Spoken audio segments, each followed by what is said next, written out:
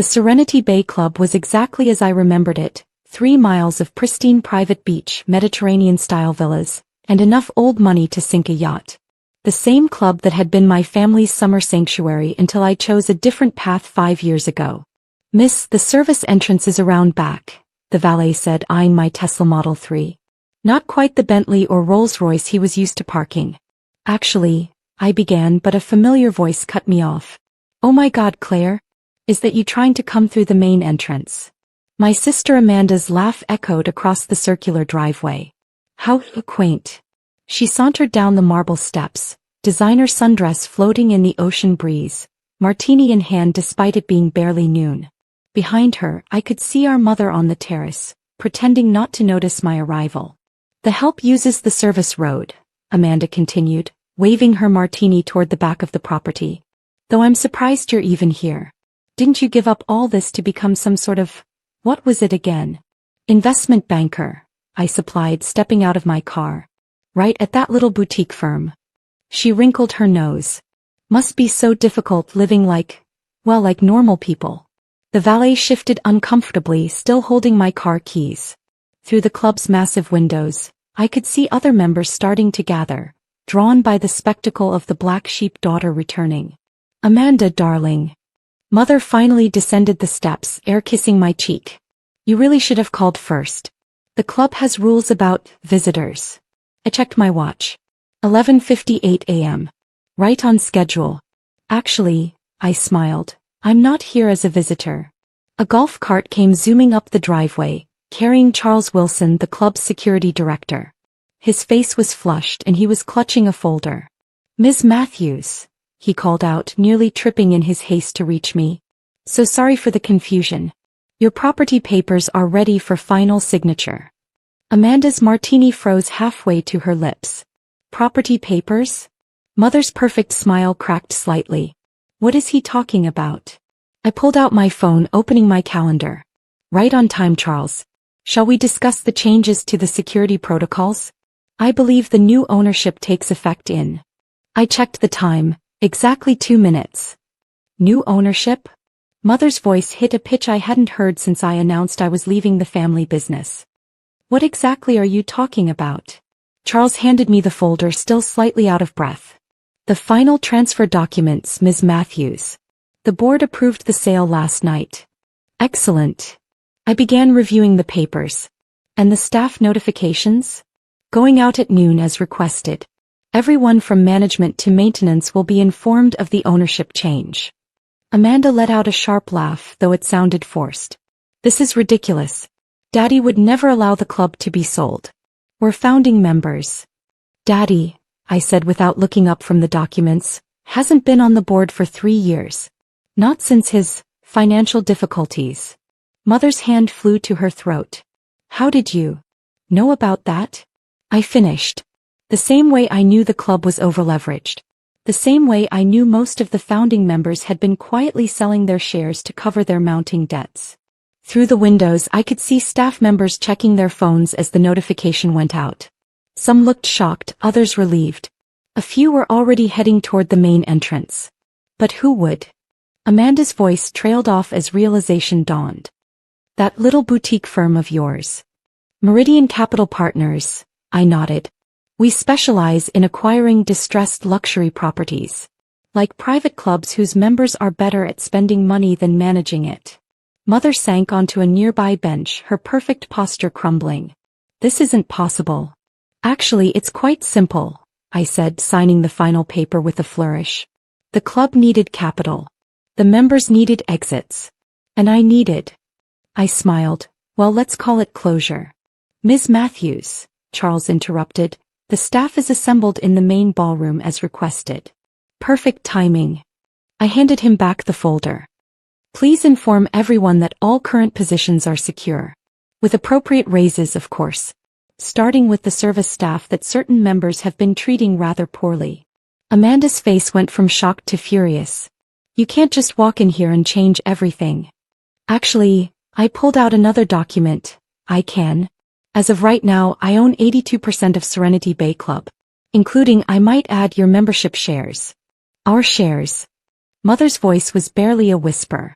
The ones Daddy used as collateral for his last loan? I raised an eyebrow. The loan he defaulted on 3 months ago? Meridian acquired that debt last week, along with the rights to all family memberships. The valet, who had been watching this exchange with increasing interest, finally spoke up. Does this mean that you're getting that raise you've been denied for 3 years? I smiled. Yes, Thomas. Along with full health benefits and paid vacation. I believe you have a daughter starting college soon. He straightened up, beaming. Yes, ma'am. Sarah got into UCLA. Wonderful. Have HR see me about our education assistance program. The next hour was a blur of activity. Staff members streamed in and out of the main ballroom as I outlined the new policies. Equal treatment requirements for all guests and employees. Proper benefits packages. An end to the unofficial hierarchy that had let certain members abuse their positions. Amanda and Mother remained frozen on the terrace, watching their privileged world transform before their eyes. Other club members began to gather, whispering among themselves as the reality of the situation sank in. This is the members' dining room, Amanda finally protested as I walked through the club making notes on my tablet. You can't just open it to everyone. Actually, I corrected, as of today, all dining areas are open to both members and staff during their breaks. No more separate but equal facilities. But tradition, Mother began, is exactly the problem, I cut her off. Along with the attitude that some people are worth more than others based on their last name or bank account. My phone buzzed, another update from my team. Perfect timing. The new membership committee is ready to begin reviews. Reviews. A sharp voice cut through the murmuring crowd. Beatrice Wellington, the club's most notorious snob, pushed her way forward. What reviews? I pulled up another document on my tablet. All current memberships are being evaluated based on new criteria. Things like treatment of staff, community involvement, actual use of facilities versus just having a membership for status. This is outrageous. Beatrice sputtered. I've been a member for 30 years. Yes, I nodded, and in that time, you've filed 27 complaints about staff members for inappropriate behavior, which turned out to be things like making eye contact or not calling you madam. Your membership review should be interesting. The crowd's whispers grew louder. Through the windows I could see more golf carts arriving, carrying members who'd been out on the course when the news broke. Charles, I called out, please ensure everyone receives the new membership guidelines. Particularly the section about automatic suspension for discriminatory behavior. Mother finally found her voice again. Claire darling, surely we can discuss this. Your father is welcome to call my office, I finished. Though he might want to review his loan documents first. Particularly the parts about asset seizure and personal guarantees. Amanda's face had gone from red to white. The loans, you bought all of them? Every single one, I confirmed. Amazing what people will sell when they think they're offloading debt to some faceless corporation. I smiled. Rather than the daughter they wrote off as a failure. Just then my tablet chimed with an incoming video call. I answered, displaying it for everyone to see. The caller was an elegant woman in her 60s. Ms. Rothschild, I greeted her. How's the London office? Mother's knees actually buckled. Rothschild? As in, my primary investment partner, I explained. It turns out old money and new vision can work quite well together. When both parties respect each other, of course. Claire, darling, Ms. Rothschild smiled. I trust the transfer went smoothly? Without a hitch. Though some of our previous members are having trouble adjusting to the new reality.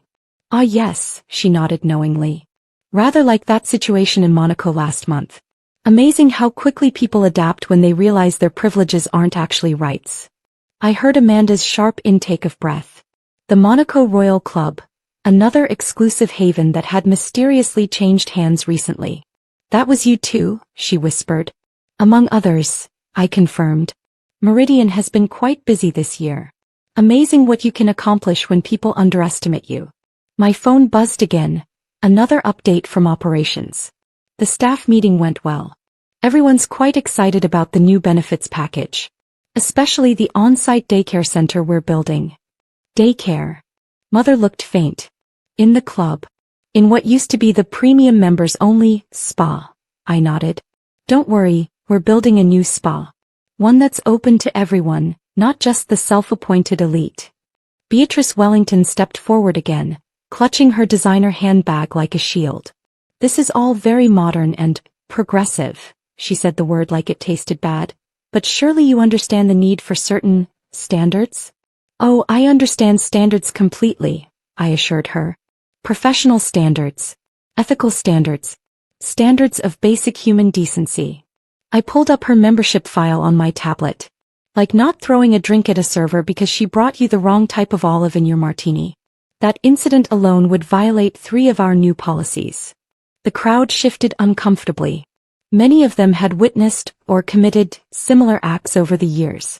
Now then, I continued, addressing the gathering, let me be clear about how things will work going forward. This club will continue to be exclusive, but based on character, not credit cards. Treatment of staff will matter more than size of bank accounts. And those who can't adapt. I smiled. Well, there's a lovely public beach just down the coast. Mother stepped forward, her hands twisting her pearl necklace. But where will we go? This club is our life. That, I said quietly, is exactly the problem. You've confused privilege with accomplishment. Status with worth. I turned to address the crowd again. Those who wish to remain members under the new guidelines are welcome to schedule interviews with the membership committee. Those who don't, well, your current memberships expire at midnight. Amanda's face crumpled. But the summer season is just starting. The charity gala, the tennis tournament. Will all continue, I assured her. But with some changes. The charity gala will actually raise money for local causes, not just provide photo ops. The tennis tournament will be open to staff members and their families. And the beach, I smiled, will finally be accessible to the people who've maintained it all these years. My tablet chimed again. More updates from the transition team. New signs were being installed. New policies distributed. New reality setting in. Oh, and Amanda? I called as I headed toward my new office. The one with the best ocean view. About that service entrance comment? You might want to familiarize yourself with it. Starting tomorrow, all members will park their own cars. The valets have better things to do than cater to inflated egos. The sound of shocked gasps followed me down the hallway, mixing with the ocean breeze and the distant sound of waves. Outside, I could see staff members already removing the members-only signs from the beach access points. Sometimes the best revenge isn't about getting even. It's about making things right. Even if you have to buy an entire beach club to do it.